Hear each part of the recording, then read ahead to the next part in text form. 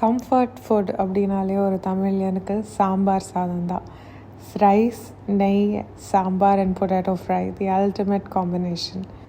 அரைச்சி விட்ட சாம்பார் ரெசிபி தான் இன்றைக்கி பார்க்க போகிறோம். இதுக்கு வந்து ட்ரெடிஷ்னலாக முருங்கைக்காய், சின்ன வெங்காயம் இல்லைனா பரங்கிக்காய் போட்டால் நல்லாயிருக்கும். நான் வந்து பரங்கிக்காய், வெண்டைக்காய் அண்ட் சின்ன வெங்காயம் போட்டு வச்சேன்.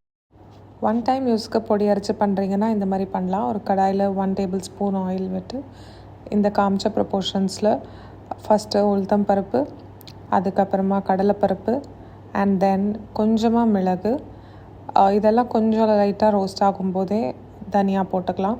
ஃபஸ்ட்டே தனியா போட்டோன்னா ரொம்ப சீக்கிரம் கருகிடும்.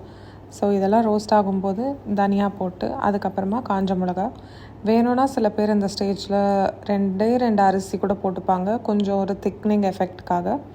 ஒன்ஸ் தனியா நல்லா சாட்டே ஆனதும் ஃப்ரெஷ்லி கிரேட்டட் கோகோனட் போட்டு மிக்சியில் பிளெண்ட் பண்ணிக்க வேண்டியதுதான். நல்லா பேஸ்ட்டாக அரைச்சிக்கணும்.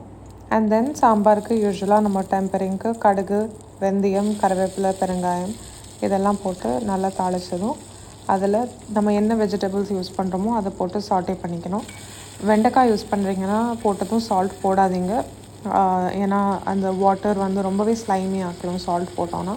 ஸோ வெண்டைக்காய் கொஞ்சம் ரோஸ்ட் ஆன அப்புறம் தான் நான் சின்ன வெங்காயம் போட்டேன். வெங்காயம் குக் ஆகிறதுக்கு சால்ட் தேவைப்படும். ஸோ வெங்காயம் குக் பண்ணும்போது சால்ட் போட்டேன். அதுக்குள்ளே வெண்டைக்காய் ஆல்மோஸ்ட் ரோஸ்ட் ஆகிடுது. And then finally pumpkin, because it cooks really fast. So pumpkin லாஸ்ட்டாக தான் போட்டுட்டேன். இதெல்லாம் கொஞ்சம் நல்லா வெந்ததும் இதுக்கு தேவையான உப்பு, மஞ்சள் பொடி போட்டு புளி தண்ணி கரைச்சி விட்டுக்கணும்.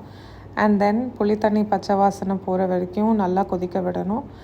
புளி தண்ணி பச்சை வாசனை போன அப்புறம் நம்ம அரைச்சி வச்சுருந்த பேஸ்ட்டை போட்டு மிக்ஸ் பண்ணி திருப்பியும் ஒரு கொதி விடணும். அண்ட் அந்த ஸ்டேஜில் நல்லா கொதிச்சப்புறமா வேக வச்ச துவரம் பருப்பு ஆட் பண்ணிவிட்டு நல்லா கொதிக்க விடணும்.